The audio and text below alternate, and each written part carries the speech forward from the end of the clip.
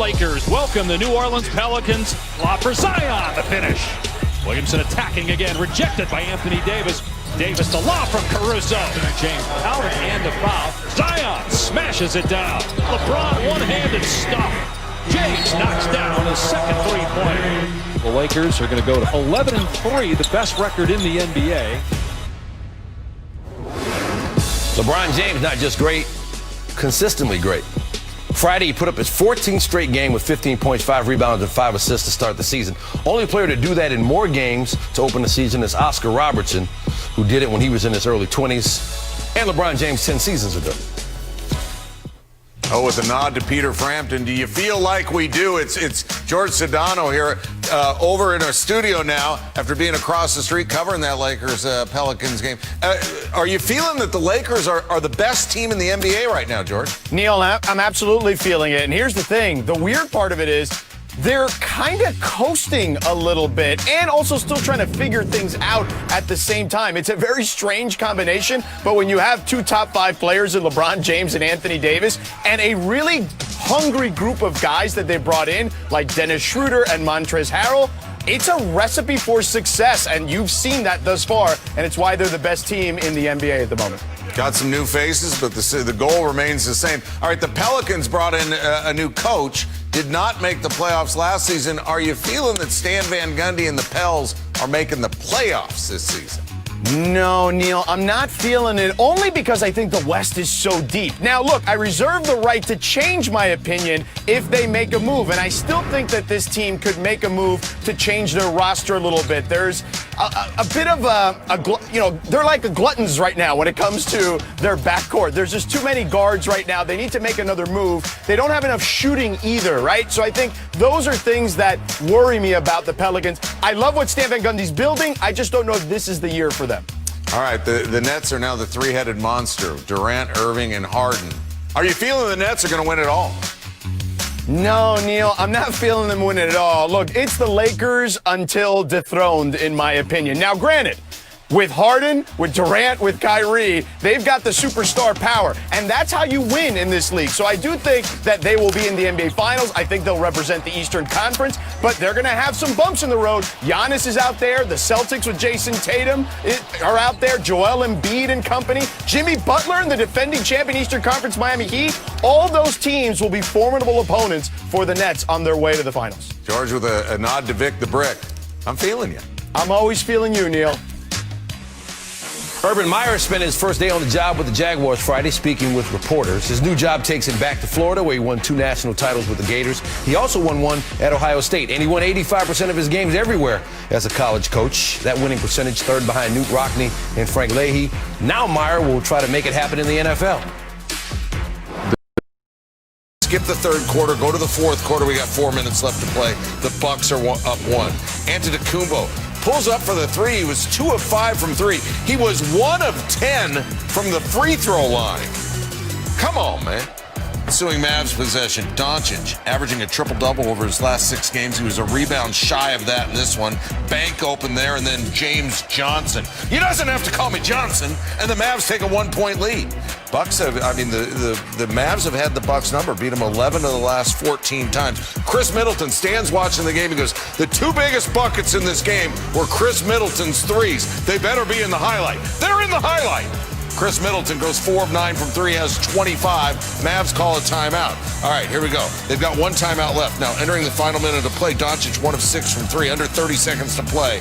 Mavs down 2. Trey Burke shoots the 3. Cauley Stein, offensive rebound. He finds Porzingis. After Burks to Porzingis. Notice Doncic did not touch the ball, and afterwards said, hey, what about that timeout? Had the timeout, did not use it. Rick Carlisle says, hey, we'll handle that internally. You can see Doncic frustrated. Okay, we got under 2 seconds. One of the Lopez brothers at the free throw line. That's Brooke. Misses. Doncic. Off the board, no good. Antetokounmpo 31, Doncic 28 and 13. The Bucks 112-109. We'll show him bodies. He wasn't able to get easily to step back that he loves to do. We just made him pass the ball. It's hard. You got to be locked in for 48 minutes. But I think Drew, everybody behind Drew, did a great job. Switching. And when it was going downhill, we were right there. We played bad. I'm gonna say that. I think we played bad. It wasn't our good game, but we hang up there. We had a chance to go up in that situation. So I think we did some good things even on a bad night. Great player, great sweatshirt. Entering Friday's game, the Bucks had outscored opponents by over 11 points per game and had played just one clutch time game. Their 3-point win over the Mavs is their first clutch time win of the season, becoming the last team in the league to win a game in clutch time this season. Clutch time is their new word. All right, so they get the clutch time win. It's a close game, Paul. And Giannis Antetokounmpo is 1 for 10 from the free throw line. How much of a concern is that for you? Well, that has to be a huge concern. And this was the concern last year about the Bucks and why people didn't pick them to go to the finals or win it last year, because down the stretch you have to wonder, could Giannis make free throws? Could he be that guy? And you see this year, this is their first clutch time win. And thanks to their defense down the stretch on Luka Doncic, and then Middleton coming up with some big threes, that was the biggest question. Who's going to be the closer for Milwaukee? Middleton showed that tonight, but we all know that the ball is going to be in their best player's hands, and can he deliver? And if you can't make free throws and you can't knock down shots, open shots or three-pointers, that's going to be a big concern come playoff time for your best player. There he is, working it out. 72% for his career, but his numbers have been dropping at the free throw line over the last 5 years. He's still an MVP-type player, though.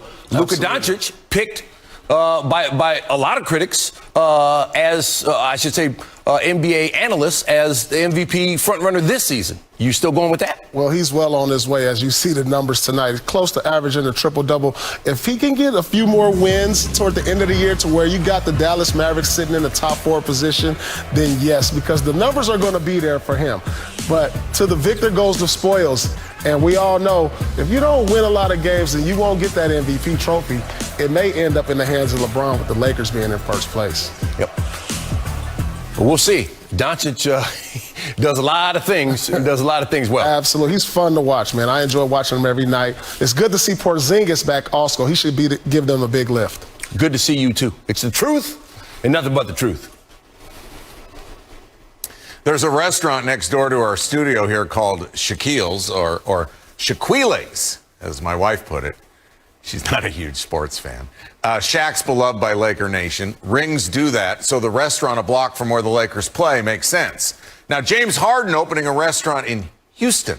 That's a tougher one to swallow. The steakhouse is named 13, Harden's number with the Rockets. Except now he's wearing 13 for the Nets. 13, the Chop House, is scheduled to open this month. It's getting reviews already, and one comment reads, doesn't quite have that championship taste. Will 13 deliver? After the bubble, after that loss, just wanted to reevaluate my career and the team and the direction that the organization was going. And, as time went on and free agency and things like that started to go on, it was like, well, I felt like we didn't have a chance, and so I think at the point in my career, it's not about money. It's not about anything else but having a chance at reaching the ultimate goal. It's to winning at the highest level. From your post-game comments after the Lakers lost to what your teammates were saying about you as far as being disrespectful, it got pretty ugly at the end of your tenure in Houston. Is there any part of you that regrets the way that it ended? I wasn't disrespectful to anyone. Those guys, I just got there, Houston. I've been there for a very long time. I've been through all the ups and downs, with that organization. And I wasn't disrespectful towards anyone. I just made a comment. So there were some things I felt like out of my character. But the ultimate goal was to get somewhere, where I can compete. And here I am in Brooklyn. I have nothing but love and respect for that organization, that city, and everything that they've done for me and my family. And it's not a guarantee that me coming to Brooklyn is, guaranteeing the title. But I think for me, giving myself a chance is very, very important. And, you just look at this entire roster, and it's built for any style of basketball you want. And then the coaching staff who, knows the game of basketball at a high level.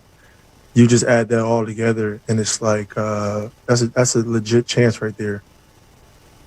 It was a no-brainer for me.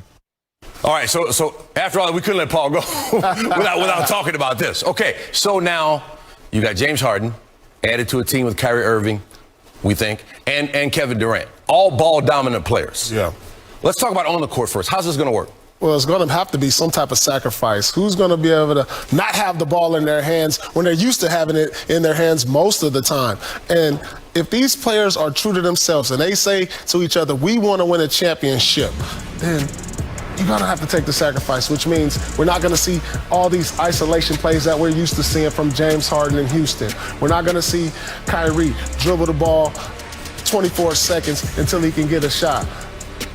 This is Durant's team, and everything has to go through Durant. And if they can understand that, this team has a great chance.